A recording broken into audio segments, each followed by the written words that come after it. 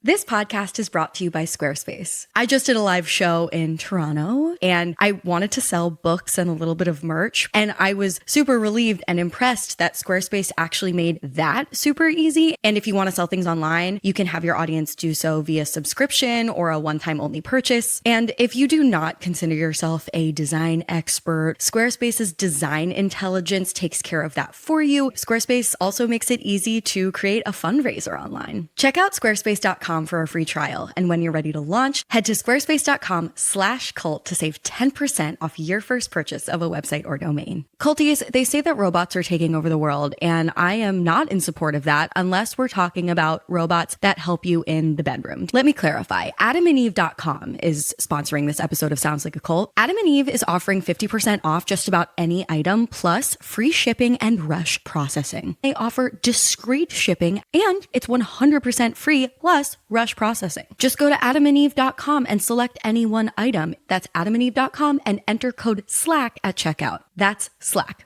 SLAC at adamandeve.com. This is an exclusive offer specific to this podcast, so make sure to use code SLACK, SLAC at adamandeve.com. Free shipping, rush processing, code SLACK.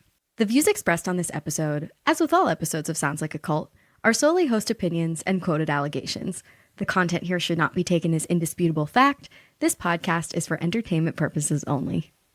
There's this tradition in drum corps to have like a rookie talent thing where you're on the bus on the way to a competition or something, and the rookies all have to do some sort of performance. Some people do something like a magic trick, or in the past, they could have been sexual in nature. I was 19. This was 2008. We were on a bus on a way to a competition, and two things happened. One, they wanted me to get up and do something, and I refused. I was a shy kid. So in return, they had somebody do something to me. So this 50-year-old man got naked and gave me a lap dance on the bus. Excuse me? Wait, what? Like fully nude? Fully nude. Oh my God. I'm so speechless and shocked. Okay. I was 19. This is Sounds Like a Cult, a show about the modern day cults we all follow. I'm your host, Amanda Montel, and I'm an author. And I'm your co-host, Chelsea Charles, an unscripted TV producer and lifelong student of pop culture sociology. Every week on the show, we discuss a different zeitgeisty group or guru that puts the cult in culture, from Erewhon to Elon Musk, to try and answer the big question. This group sounds like a cult, but is it really?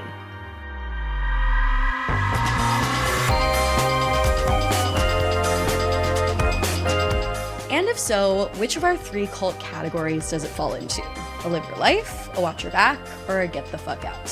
After all, cultish influence falls on a spectrum these days, and not every culty-seeming group is equally destructive. Sometimes you have your groups that look mainstream and fine, but are actually really predatory and abusive and us versus themy and ends justify the meansy and it's bad. And then sometimes you have groups that are very fringy seeming and ritualistic and odd, but are actually kind of net harmless. This show is all about scrutinizing and poking a little bit of fun at the ways that we find meaning in 2025, including in places you might not think to look. Like a subculture built on precision, pageantry, unquestioned hierarchy, and the fantasy of flawless unity. The cult of bands thrives on high-step discipline, uniformed identity, and the intoxicating rhythm of collective belonging. Today, we're talking marching bands.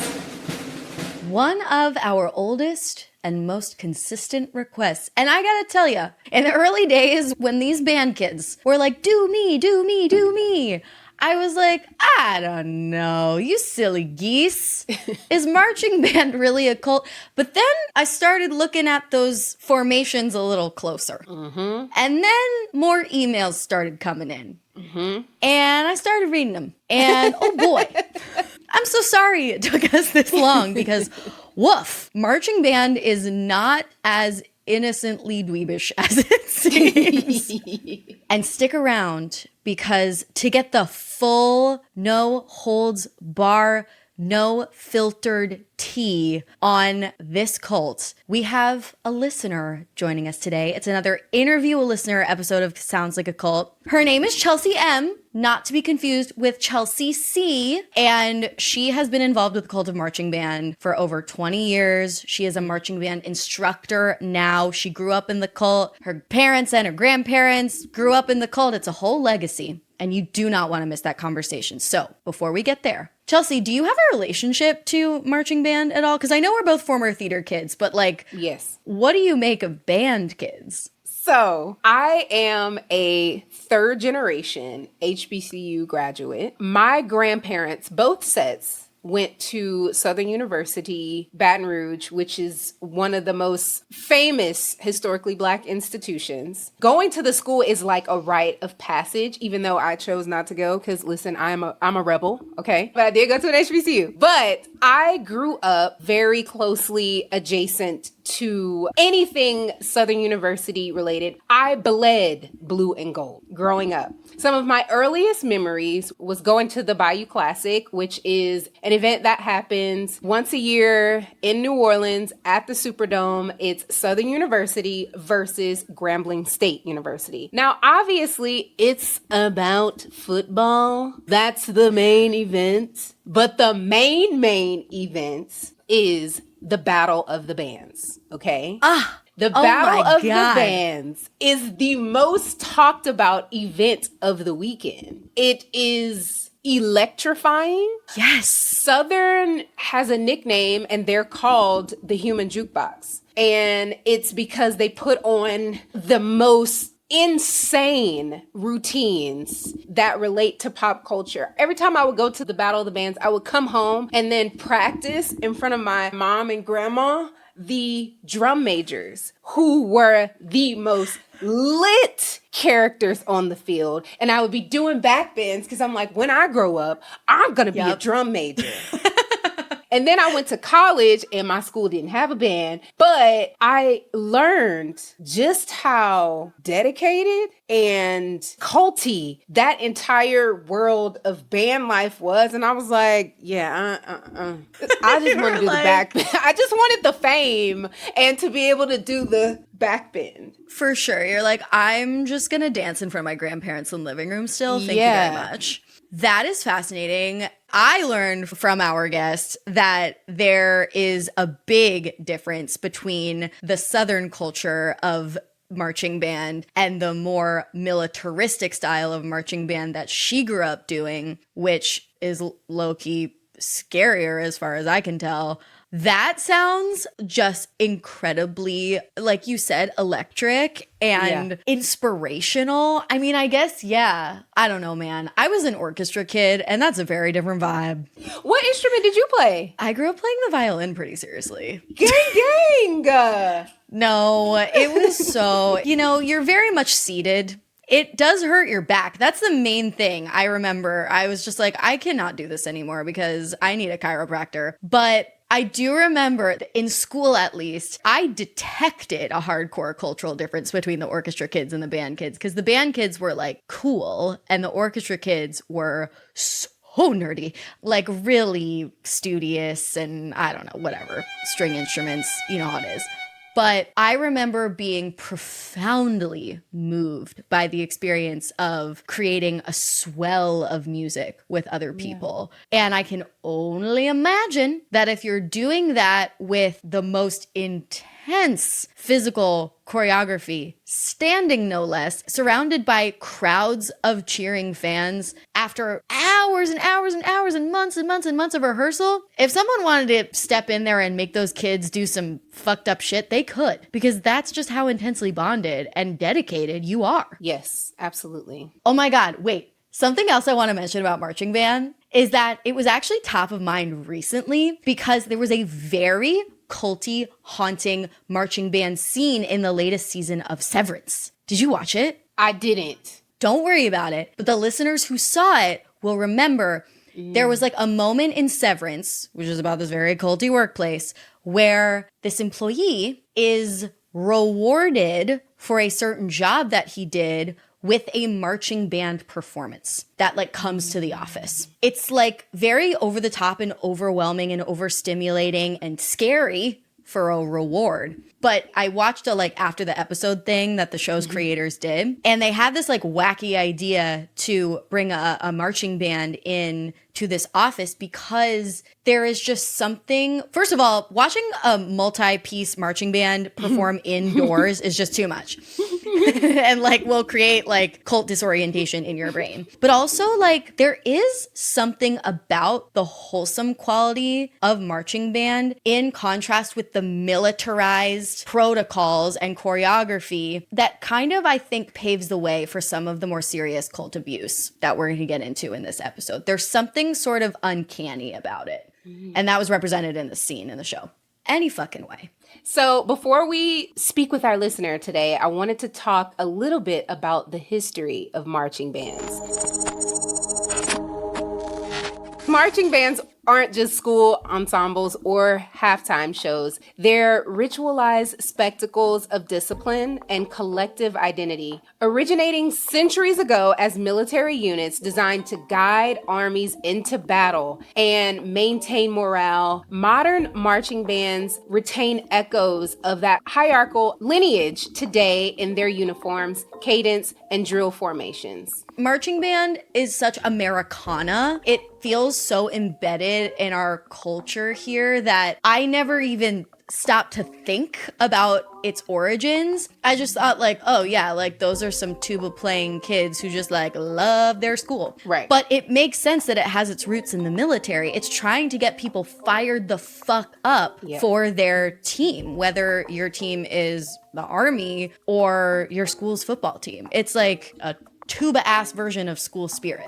In the United States, marching bands evolved into cornerstones of school culture and community pride. As World War I veterans brought military-style music and marching drills into classrooms, bands became staples of high schools and colleges, representing a new kind of militarized school spirit. Organizations like Bands of America now host national-level competitions, drawing hundreds of thousands of spectators annually and transforming band shows into athletic, theatrical, and emotional experiences. Now, marching band has developed into a whole culture for somewhat misfit kids who are willing to throw themselves into hours upon hours of rehearsals, carrying heavy instruments, participating in sometimes culty rituals, which we'll learn about a little later, and traditions, undergoing hazing and sometimes worse, all to belong with the other band kids. Okay, so before we get into our interview with today's guest, a listener, a devoted cultie herself, Chelsea M, we want to give a little context by reading you part of the email that she sent us to pitch herself, if you will, as a guest on the show. Because, when we read this, we were gripped. Chelsea says, I am a music educator who has been involved in it or teaching marching band since 2004. Marching band is super culty. Every band has traditions, much like a summer camp in your recent episode, that transcend time. When my older sister was in high school, the band tradition was to participate in the last rehearsal of the season in a swimsuit. This was at a public high school. Temperatures were often below freezing. This tradition existed for over 20 years until the band director retired. Wild. That's insane. Chelsea goes on to say, the real lore lies with drum corps, the, quote, professional side of marching band, with hundreds of thousands of travel expenses to attend and simply audition. On tour, you rehearse for 10 hours a day in the hot sun in places like Texas, which, baby, have you ever experienced in Texas? And California, and have several competitive performances a week. The route to your next rehearsal and performance site. The groups travel on a fleet of coach buses, which often serve as your sleeping quarters when en route to your next rehearsal and performance site. Oh my God.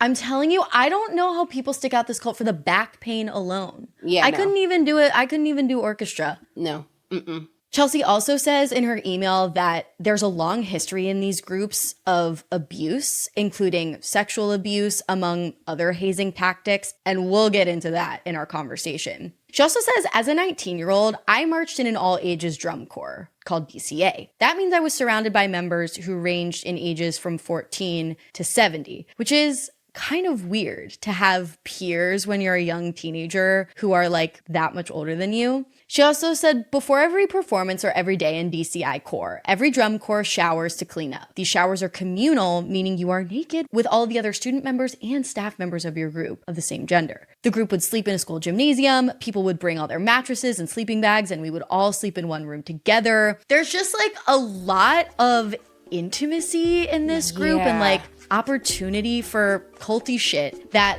I did not appreciate before we got this email and before we had our conversation. So, without further delay, culties, may we present our convo on the cult of marching bands with our dear listener, Miss Chelsea M.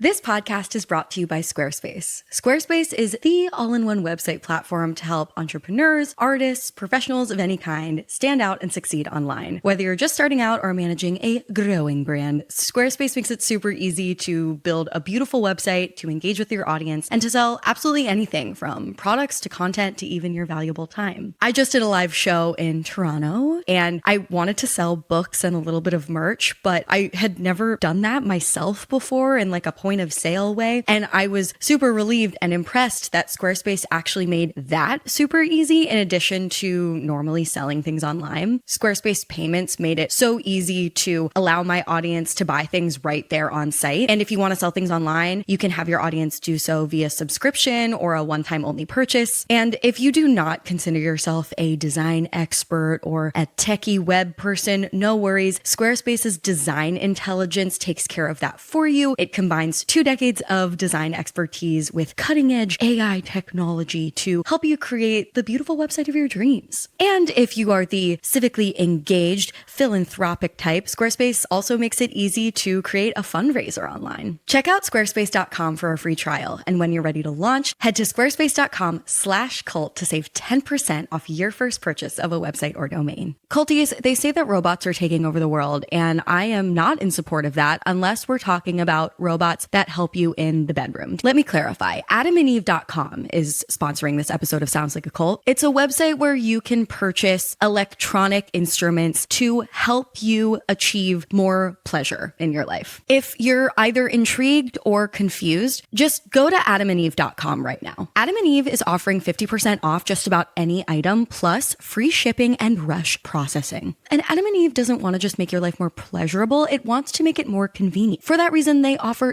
discreet shipping as your privacy is a priority, and it's 100% free plus rush processing. Doesn't matter how much you spend or what you buy, it's gonna show up to your house lickety-split. I'm talking 50% on one item plus free shipping and rush processing. To bring more satisfaction to your body, mind, and soul, just go to adamandeve.com and select any one item. That's adamandeve.com and enter code SLACK at checkout. That's SLACK. SLAC at adamandeve.com. This is an exclusive offer specific to this podcast, so make sure to use code SLACK, SLAC at adamandeve.com. Free shipping, rush processing, code SLACK. Chelsea M., thank you so much for volunteering yourself and your greatest intimacies and secrets to this episode of Sounds Like a Cult. I'm excited. We're so pumped. We were just texting earlier. I just love learning about a theater kid adjacent subculture. There are some things in common with the theater kid cult, but marching band is for sure its own beast with its own lore, and we'll get into it. But first, could you introduce yourself and your relationship to marching band, and I guess what inspired you to want to come on and talk about it? My name is Chelsea McFarland. I'm a music teacher in New Jersey. I've been participating in or teaching marching band for over 20 years now. I've loved your podcast for a long time, and when I saw you put out the thing for marching band, I was so excited because I think I've actually sent you guys an email about it, suggesting it before too. There's so much in marching band that's good, but there is, kind of a dark underbelly of the activity, so I'm excited to talk about it. She's already setting it up. Okay. I have to ask, and this has been at the top of my mind since we put this topic on our Sounds Like a Cult spreadsheet of subjects. What does it feel like to be on that field, marching militaristically, like in unison, doing your choreo with this instrument that you've dedicated so much of your life to, with your massive team? Like, what does it feel like in your body? Do you feel like you're really like living out your purpose? I must know and live vicariously through. Yeah, I mean, it's performance. So, it feels the same as getting on a stage. It's adrenaline. It's a sense of accomplishment once it's done. It's knowing that you put in so many hours of work for this moment. And the nice thing about marching band is you get that moment several times over the season. You perform at every football game. You have competitions every week or two. You get so many opportunities to do it the same thing again. So you get better every time. So you compare, back in September when we played this part, I totally messed up. I took a wrong step. I went the wrong way. I played the wrong note. But now, end of October, I nailed that spot and I am so proud of myself. So there's a lot of personal growth that you feel. And do you almost feel like the fact that you're experiencing that in this large group makes it more profound? I can imagine that other people's successes would feel like my successes too. Oh yeah, of course. If you have a soloist in your group and in rehearsal, they're like crack a note sometimes. And then at the performance, they nail it. You feel like you nailed it too. There's no bench in marching band. Everybody is performing the entire time. You can't just sit out because you're having a bad day. You're in it no matter what.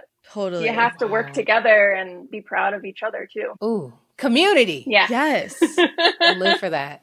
Have you ever seen Drumline? Of course. How truthful is that movie in your experience? So what I do is corps style marching band, and what Drumline is show style marching band, which is more popular in the South. They march with their knees up to their eyeballs. The drum majors do flips and stuff. It's a very different thing than what I did, which is more military style. I've never seen like a drumline battle like that before.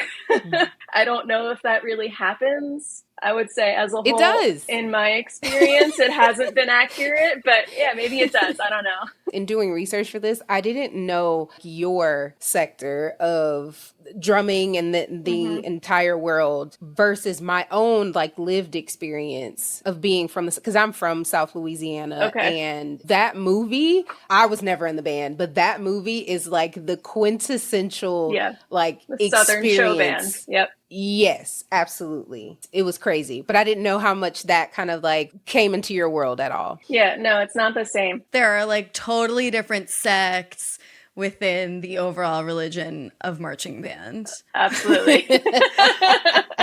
And some of us worship a straight leg marching and some of us worship a high knee marching. Yes. So looking at the bigger picture of today's topic, do you think marching bands really cross the line into being cult-like, or are they just intense but harmless community building? I think it really depends on the marching band itself. Your standard high school marching band is fair game. All A's, just do it, Once it gets into like really competitive marching band, that's where things get pretty dicey. There's a lot of traditions and secrets that happen there that can be dangerous. So okay, so let's get straight into it. Because you summarized some of those traditions and secrets in your email to us. We have heard from other listeners that marching bands have some, one might say, haunting, strange, and fringe traditions. Could you share an example of one of the wildest ones that you've seen or experienced yourself, just to give the culties a taste of the stakes here? So personally, I marched with a all ages drum corps when I was 19. There were people who were in their 50s and 60s, and there were kids who were younger than me. Most of us were in like the, I would say 18 to 30 range, but it was everybody. And I was a rookie, so it was my first year ever doing drum corps at all. And there were a couple things that happened that year that definitely were dicey. So there's this tradition in drum corps to have like a rookie talent thing where you're on the bus on the way to a competition or something, and the rookies all have to do some sort of performance. Some people do something like a magic trick, or in the past, they could have been sexual in nature. So I was 19. This was 2008. Before the whole Me Too movement and all that stuff happened, we were on a bus on a way to a competition, and two things happened. One, they wanted me to get up and do something, and I refused. I was a shy kid. So in return, since I refused to do anything in front of everybody, they had somebody do something to me. So this 50-year-old man got naked and gave me a lap dance on the bus. Excuse me? Wait, what? Like fully nude? Fully nude. Oh, oh, oh my God. I'm so speechless and shocked. Okay. I was 19. Let's back up. So you got into this as like an extracurricular activity. What was your relationship to music, like up until this point? Like, how did you find your way to that moment where you're like, oh my God, I got into this marching band out of like a love of performing music, and now there's like an old man non-consensually grinding up on me. That it's such a shocking juxtaposition of things. I know. So at this point, I was in college and I was a music education major. And I was in my college marching band and, my high school marching band before that. And all of my experiences were super positive. And in college, my high school marching band was small. It was like 35 kids. My college marching band was 250. So a huge difference. But a lot of those people were like really, really intense in the marching band circuit and went on and marched with some of the best drum corps in the world. Some even went to like Japan on a contract and had like Disney contracts and things like that. So, they all talked about drum corps and you should do drum corps because it's the best experience ever. What does that mean? Drum corps as opposed to marching band? So marching band is typically associated with a school. So like a public high school or a college or whatever. Drum corps is usually independent and you have to pay to participate. They rehearse and compete over the summer almost exclusively. And the biggest difference is that in drum corps, there's no woodwind instruments. So like no flute, no clarinet, no saxophone. It's just brass and percussion. Okay. And then you have your color guard with the flags and stuff. So I was a percussion major. So I'm a percussionist. I was in the pit or the front ensemble. We play like xylophone type instruments in the front of the marching band. So I wanted to get more experience because, I was in school to be a music teacher and I figured I should have all of the experiences to prepare me for what I'm going to be doing after I graduate. Did you anticipate like coaching marching band in the future? Yeah. I mean, I started teaching marching band when I was still in college. Like I was teaching high schoolers. So you knew from a young age, because people do marching band, I'm sure, for all different reasons. Like the same reasons why anyone gets into like theater or performing of any kind. But do you think it's common for people who get into it to want to continue it in some way, whatever that looks like, after they graduate from high school, just because of how much it meant to them and how much time they put in? I think it is fairly common, but I would say it's less than 50% of kids who do high school marching band. Okay. Like you have to really, really be into it to seek it out after public school. I mean, if your college has it, that's an easy in, but like after that, it's really hard to do. Yeah. Almost like cheerleading. It's your whole life growing up. And then once you graduate from college, there's kind of like nowhere to put that. And like a cult, that can feel like a total loss of identity after you're forced out, basically. Yeah. And like isolating in a way. Yeah. You're used to being surrounded by so many other people doing this activity, and then you don't do the activity and you have nobody around you anymore. Yes. Okay, so let's go back to talking about how some of these traditions paved the way for something a lot more sinister to take place, specifically your story. Yeah, I need to circle back to the naked man because I'm a little confused. Yeah. Obviously, that is one of the clearest examples of hazing because oftentimes it's like this humiliation ritual to just, pinpoint the newest people in the group. Why do you think these decades-old traditions stick around for so long? And are they really about team bonding, or do they sometimes cross the line, obviously, into hazing? So I think it continued for so long because nobody was stopping it. But recently, there's been a big push to stop those things, like within the last 15 years, I would say. So in all ages drum corps, the traditions kind of lasted a little bit longer because it's harder to change older brains. In DCI, you could only march until you're 21. So those situations, it's easier to make changes because kids can only be there for so long and then they leave. So, I mean, not all of the traditions are bad. Some of them were really, really bad. I mean, my story is tame compared to some others. Sexual favors, and there's a lot of opportunity, especially in DCI, where you're alone with a lot of people of similar or older age and little supervision. Whoa. Okay, so what do you think about marching band fosters that kind of culture? Because as an outsider, I look at marching band and I see it as something so wholesome.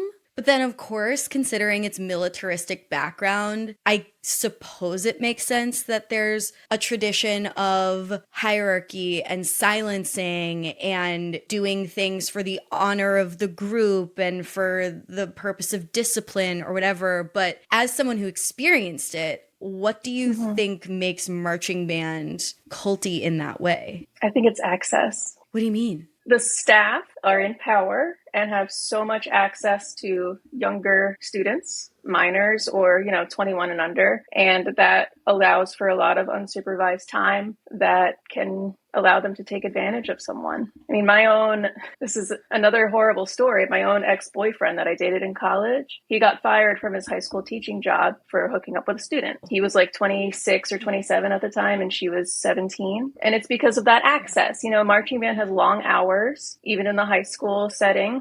Saturdays, you have a competition, you might have a football game, you have rehearsals. Sometimes my Saturdays teaching marching band are 14 hours long. And that's time that I'm with the same people the whole time. So I would say access is the biggest thing. And you develop a closeness in those types of situations. It does remind me of exploitative, predatory, and sometimes abusive theater teachers, not only because you're hanging around at school for hours and hours and hours after everyone's already left, and there's this level of worship that theater kids have for their director or theater teacher or whatever it is. But also it's like the vulnerability of being kind of a misfit, Yeah, in regards to theater with acting, you have to be vulnerable. If you're acting out a scene that requires that type of emotion, you don't do that with your random social studies teacher. So true. Yeah, there's something especially vulnerable and at times culty about being really emotionally naked, I guess,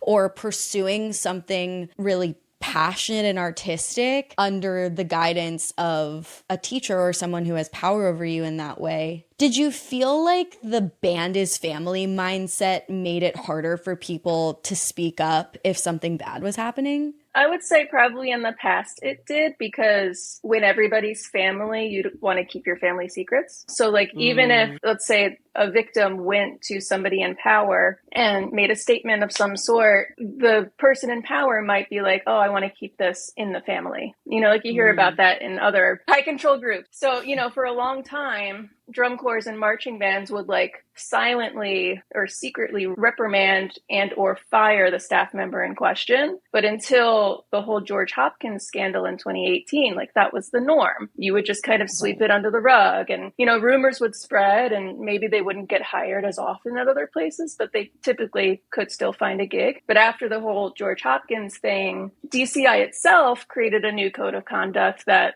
specifically outlines what they're supposed to do. And now I think drum corps are a lot more open, because that was also right after the Me Too movement happened. So I think now is actually one of the safest times to be doing drum corps, because now there are safe holds in place. We're breaking the fourth wall for a second here, Culties, just to get you caught up on the scandal that Chelsea's actually referencing with George Hopkins. In April 2018, George Hopkins, the longtime director of the Elite Cadets Drum and Bugle Corps, resigned after 9 women accused him of sexual harassment and abuse. Incidents spanning nearly 4 decades involving individuals aged 16 to 37, 3 of whom were members of the Corps and 5 former staffers. Although Hopkins initially denied wrongdoing and was not criminally charged at the time, further reporting prompted scrutiny from Drum International and eventually led to legal consequences. The Board of Youth Education and the Arts, which oversees the cadets, also resigned and was replaced. Hopkins later pleaded no contest to indecent assault in the 2020 case and received probation and a fine. It needles me in a very specific way, this category of cult, of everyday cult that is, where the people getting into it are so innocent. It's like the dorkiest thing. Exactly. Like, thank you. You said it, not me. So sweet. It's super dorky.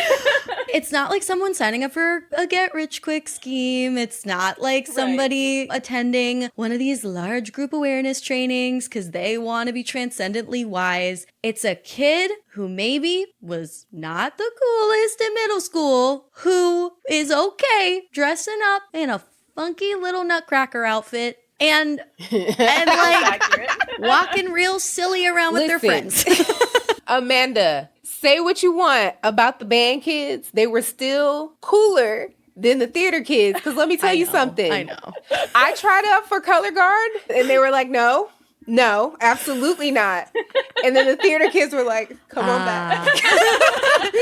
You're one of us.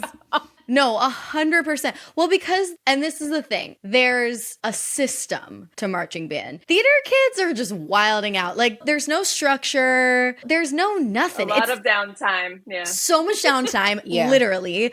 They're not even like learning musical notes like choir kids. They're just wilding out. But there's a lot of structure in marching band. There's a lot of protocols. There's a lot of choreography, there's a uniform, and listen, none of that is cheap. So the barrier to entry is a little bit higher. Right. And speaking of that barrier to entry, the people that join like DCI and all those groups, they spend like, from my understanding, thousands of dollars in fees, in travel, on top of long rehearsal days. How does that financial and physical barrier affect who can actually be a part of these groups? I mean, it's pay to play. You have to have the money in order to do it. You know, I never did DCI when I was younger because I didn't have the funds. And when I was of the age, it was a lot cheaper. You know, it was like $1,500. And that was absurd to me as a 19, 20-year-old person who didn't have a job. But now it's like $5,000, $6,000. It's getting really difficult for people to do it. So you have to come from a really good background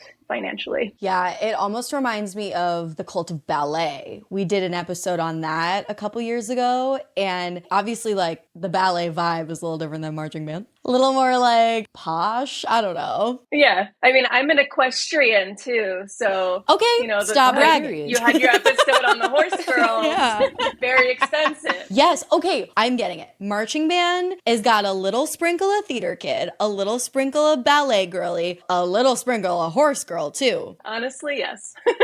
Because like ballet, it's expensive and it's an intense skill. Like, you can't phone it in. You can't fake it. No, it seems like so arduous on your body. And actually, speaking of the physical sacrifice, could you talk a little bit about, I'm curious about the toll that carrying these instruments and like marching, literally marching, takes. But then I'm also curious about the physical side where when you're traveling, there are these kind of culty living conditions where members are like getting really intimate with each other, sharing buses, gym floors, even showers. What was like the injury side like? And then what was the kind of like traveling circus, like sharing intimate spaces with people like? So I would say that anybody on the field is at risk of injury at any time. You know, it's as simple as tripping, because if you're walking in a line with a bunch of other people, if you trip, somebody else is going to pile on top of you. It has a domino effect, or it can. So you have to be meticulous about where you're going on the field to avoid those types of situations. And the bigger your instrument is, the bigger the risk. You know, if you're holding a tuba or a bass drum, you have a much higher chance of worse injury than somebody who's playing a piccolo. Yes.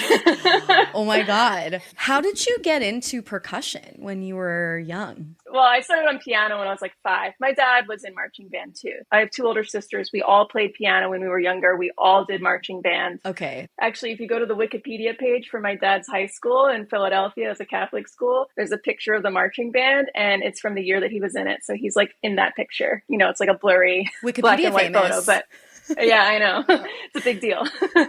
Not your dad, a marching band celeb. Exactly. So, you know, it wasn't really a question of, am I going to do it? So I started as a flute player. When I got to high school, funny enough, freshman year of high school, I didn't do marching band because I thought I was cooler than that. Joke's on me. Exactly. We all have to get humbled.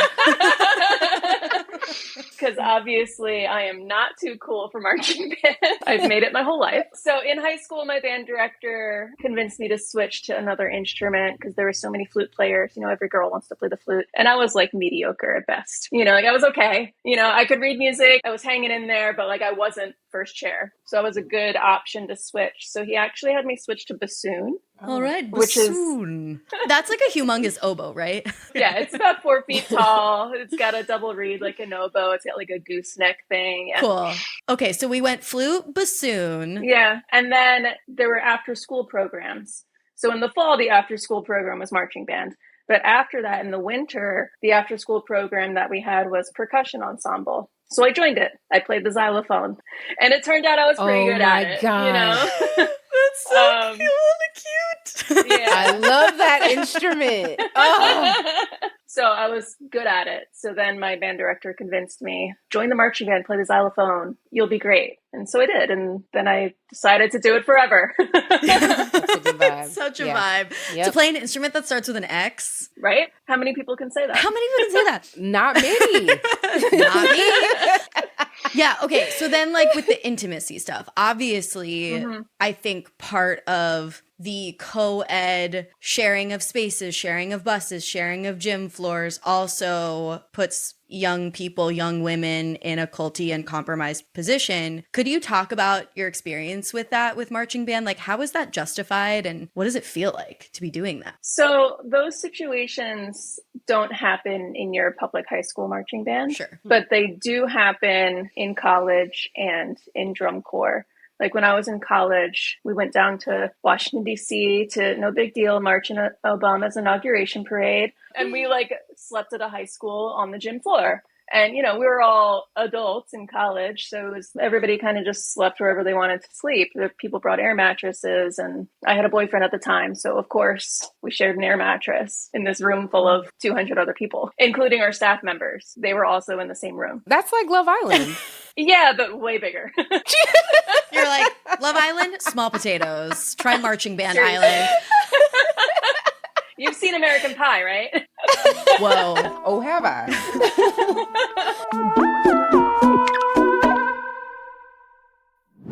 Chelsea, I want to talk more about the power dynamics within marching band. Like, how does this idea that everyone is equal and respected really play out, especially when directors and upperclassmen hold so much power? I think in like the public school, high school level, there's a pretty distinct barrier between staff members and students because to work in a public school, you have to have that clearance. You have to get fingerprinted. You have to have so many college credits, et cetera, et cetera. But with upperclassmen and lowerclassmen, definitely there can be some tension there. A lot of groups will enact a type of like big brother, little brother or big sister, little sister situation where they like pair a freshman with a senior. And that kind of helps bridge that gap because that senior's purpose is to like reach out to that freshman, you know, give them a gift before their first competition, like a bag of candy or something, and just kind of support them. Yeah, that's one of the great things, you know,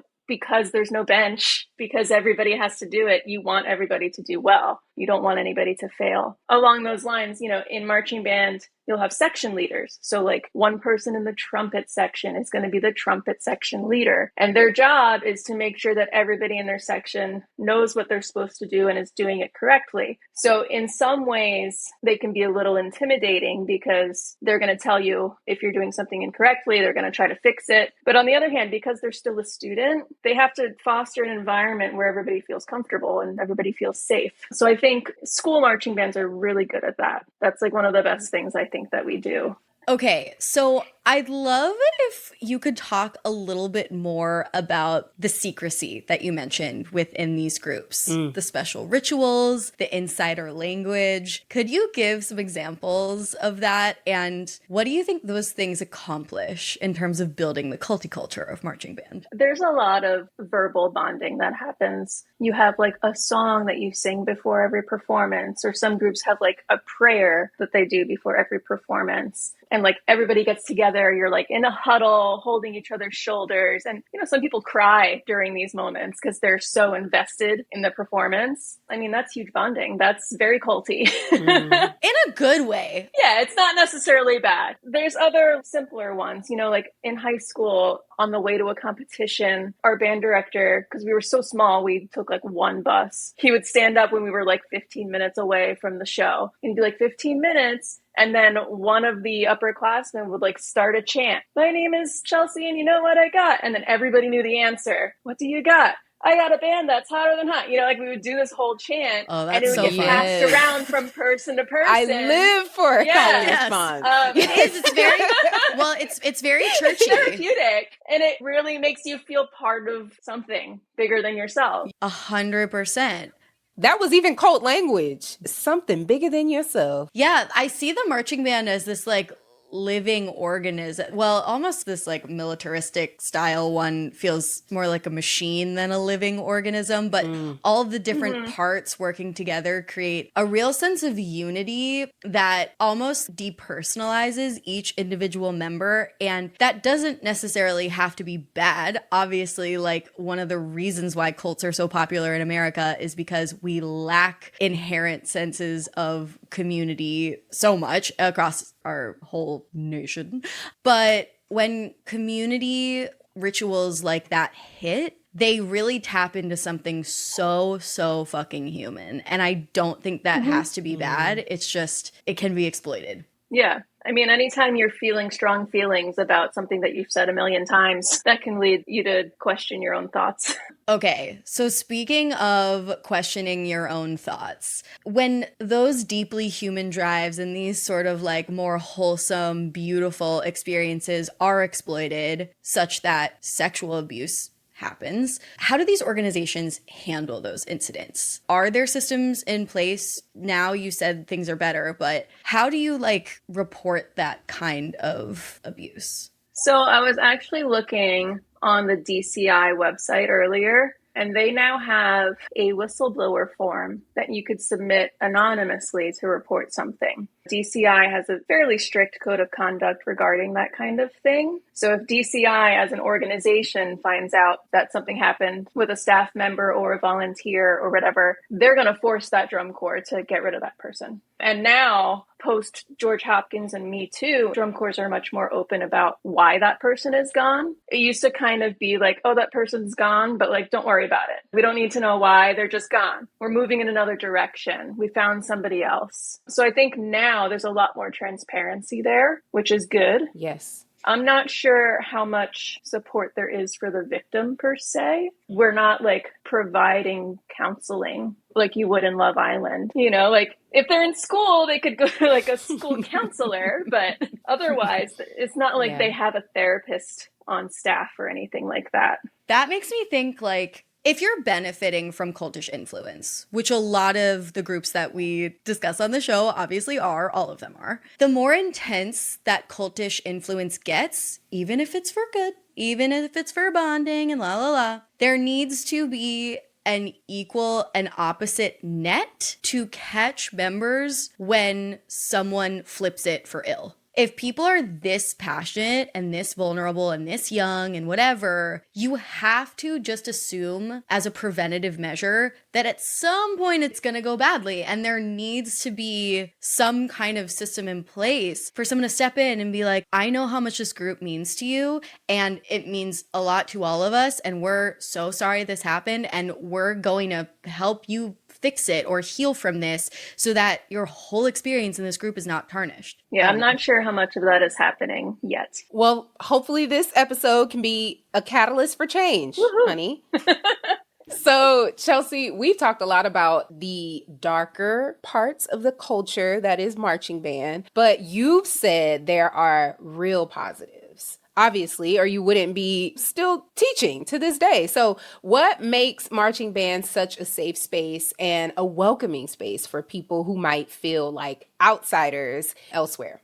So, I mean, as we said before, marching band is for the dorks. You know, like we're the weirdos. We don't really have another spot, but we get to be weird together. You know, like let's all move our foot in this exact same way and it's going to be really cool. It's like a weird thing to do. So, I mean, there's so many positives to being a musician in general. But specifically in marching band, it becomes even more community-based, I would say. You're building your own personal physical strength by moving around and making sure that you can control your body. It takes a lot of core strength to do some of those moves. If you've ever tried yoga, you know how hard it is to stand on one foot for a prolonged period of time, you know, and then to do that while playing a trumpet or a clarinet or whatever is even harder because you need core strength to play your instrument too. It develops your commitment. You have to be there. Everybody's there all the time. You need a ton of teamwork skills. You need to be able to persevere through uncomfortable situations. Sometimes you're doing a section of a show 30 times in a row during rehearsal, and it might get a little uncomfortable, but you have to push through. And just like an athlete would. There's so much attention to detail, like details you've never even considered, like the tiniest little muscle movements. And just awareness of your body in general. There's so much that you have to think about for that, you know, and then you also get all the benefits of just being part of a group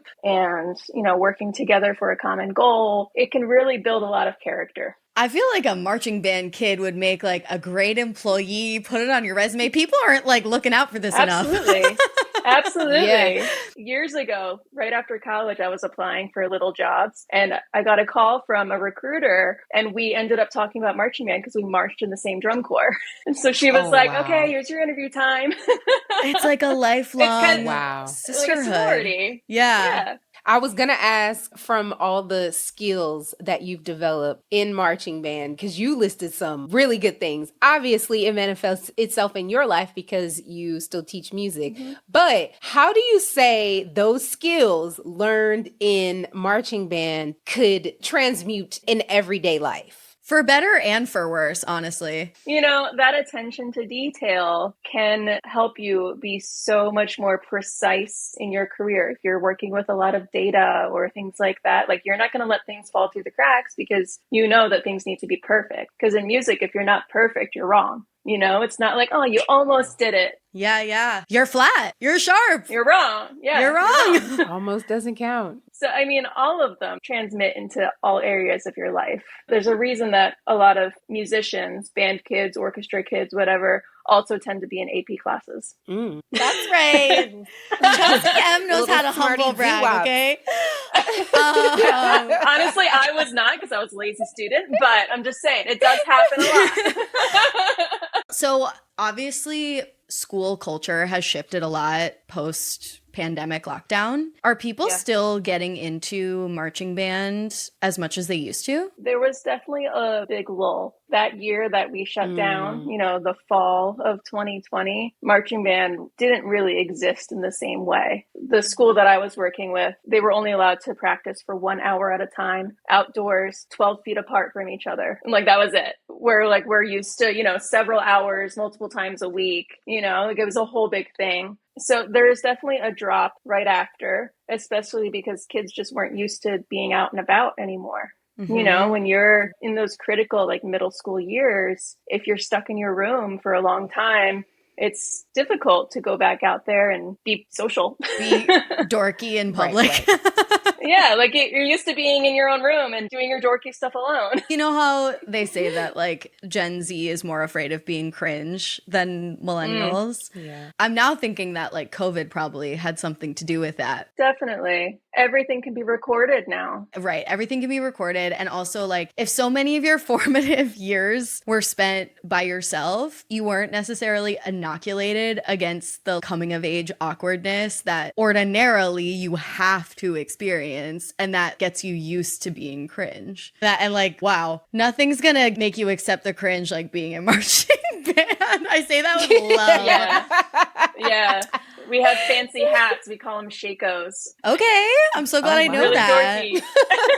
Right. Shako. All right. We got one more question, then we're going to play a game. The last question is, if you could wave a magic wand and change the culture of marching band while keeping the best parts, what is one thing that you would change? I think the competitive nature can be taken way too far, and then it becomes that pay-to-play situation. I mean, these top world-class drum corps are spending millions and millions of dollars every year to put on their show. And it's because they're competing against each other. You know, I want to have bigger props. I want to have better sound technology. I want to do all these things better than everybody else so I can win. And I think that's one of the biggest detriments. You know, like, of course, competition is great for bettering yourself, but there comes a point where it gets to be too much. So I think there needs to be some sort of cap on what's allowed and what's not, and to make it more accessible, because, you know, so many kids don't have access to something like that. You know, their school doesn't have access to that type of money. You know, it's bad when late stage capitalism is even infecting marching band. Like,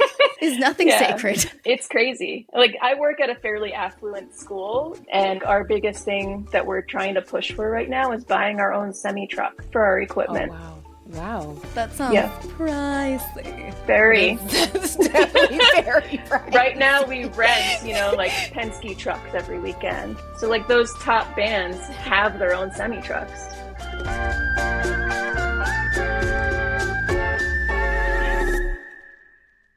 So we were mentioning the phrase cringe earlier. We are now going to invite you to play a game called Culty or Just Cringe.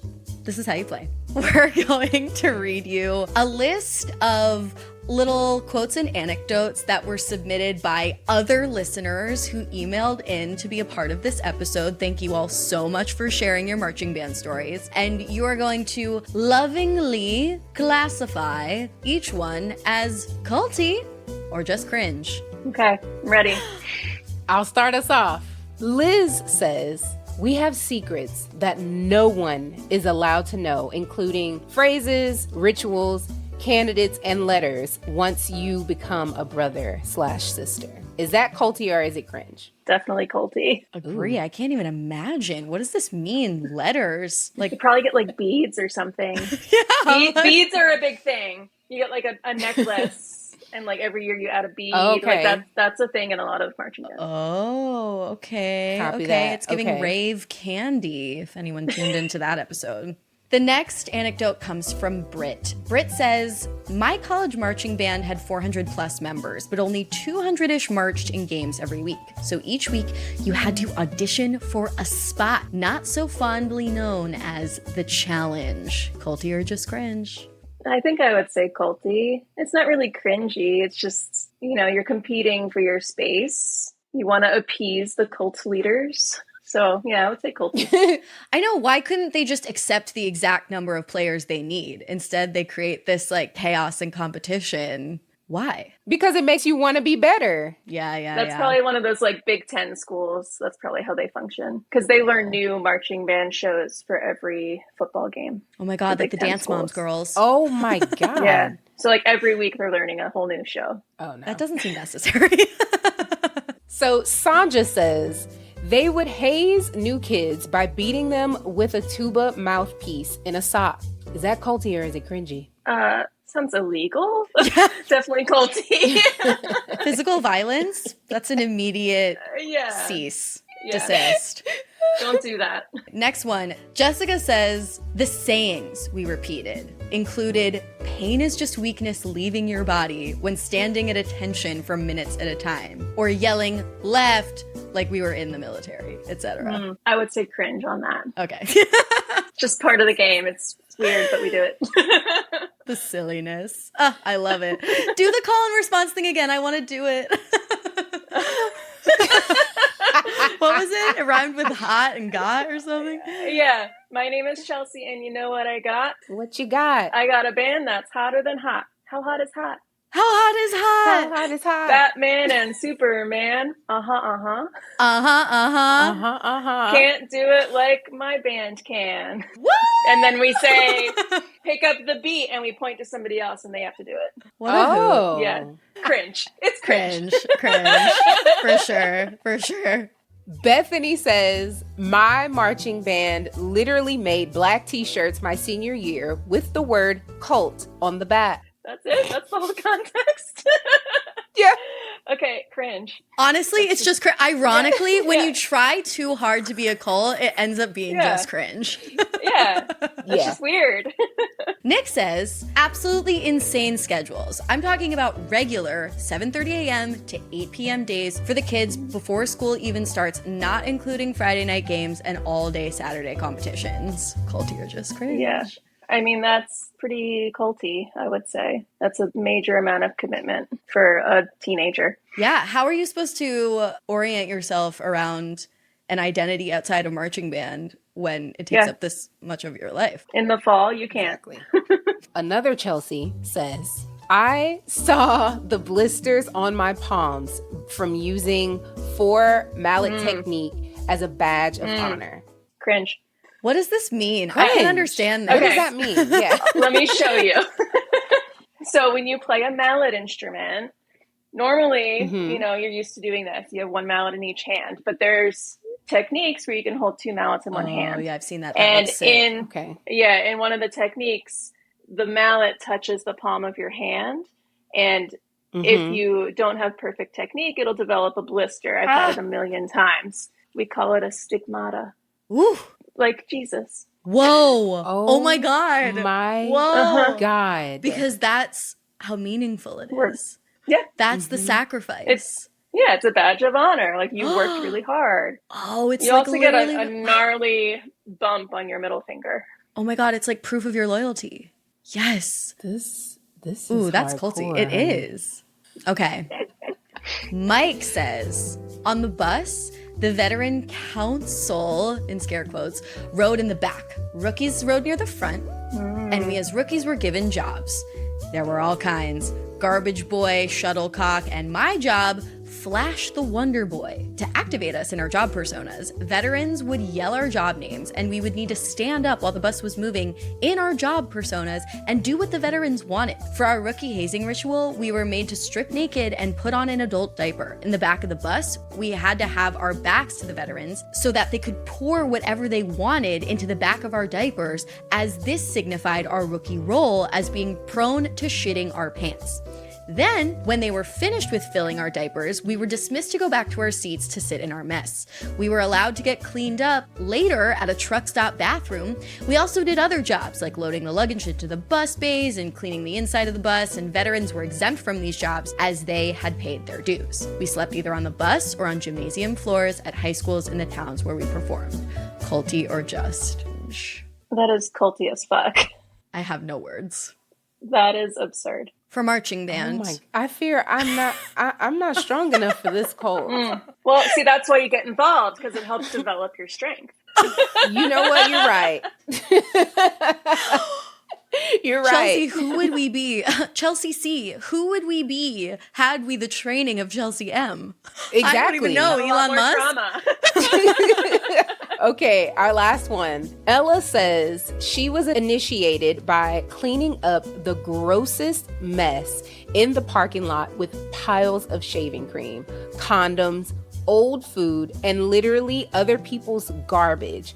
Then I switched schools my junior year and got hazed again, being forced to eat baby food, then playing dizzy bat. Of course, I threw up and got yelled at by the color guard instructor, all the band vets, and other newbies. I started to cry, and they threatened to kick me out for crying. I'm going to say both, because I mean, it's definitely culty behavior, but it's also cringy that the upperclassmen of this dorky cult think that they have that kind of power. So astute.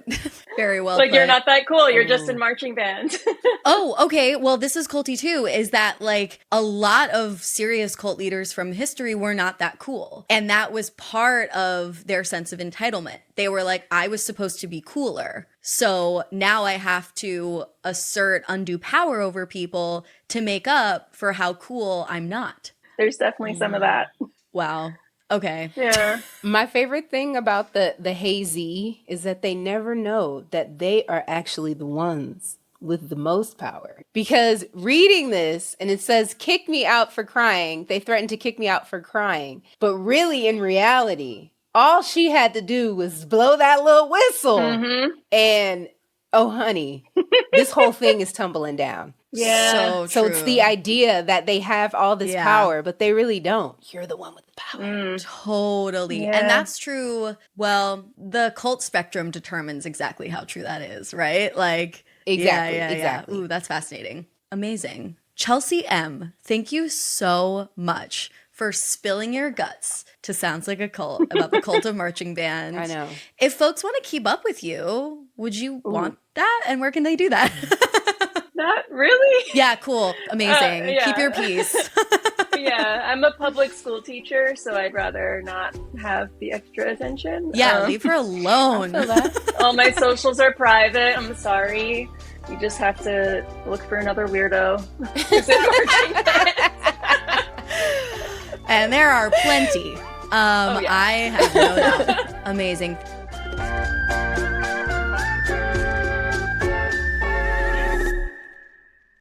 All right. Chelsea C., out of our 3 cult categories, live your life, watch your back, and get the fuck out. Which cult category do you think marching band falls into? I'm going to say watch your back. Yeah. Because I famously am not one to yuck anyone's yum. However, to what you were saying earlier, there is so much room at having such a large gap in ages that participate in this drum corps. There's some room for some sus behavior to take place. For sure. And it does sound like it's getting better, but people don't stop doing things just because they're illegal. You know what I'm saying? Yeah. Yeah. There's still a precedent for this, and that is just so sad and spooky. I also think it's a literal watch your back again, because the icy hots that I would be going through walking down the field with a tuba. This episode got so much darker than I thought it would. Ay. So I hope everybody takes a cold shower after this by yourself or with a romantic partner in a consensual arrangement. Jesus. Okay, it's time to go. That's our show. Thanks so much for listening. Stick around for a new cult next week. But in the meantime, stay culty, but not too too culty. culty.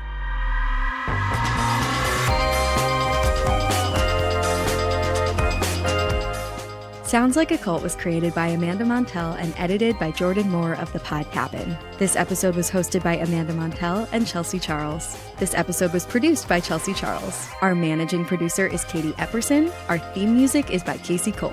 If you enjoyed the show, we'd really appreciate it if you could leave it 5 stars on Spotify or Apple Podcasts. It really helps the show a lot. And if you like this podcast, feel free to check out my book, Cultish, The Language of Fanaticism, which inspired the show. You might also enjoy my other books, The Age of Magical Overthinking, Notes on Modern Irrationality, and Word Slut, A Feminist Guide to Taking Back the English Language. Thanks as well to our network Studio 71. And be sure to follow the Sounds Like a Cult cult on Instagram for all the discourse at Sounds Like a Cult Pod, or support us on Patreon to listen to the show ad-free at patreon.com/soundslikeacult.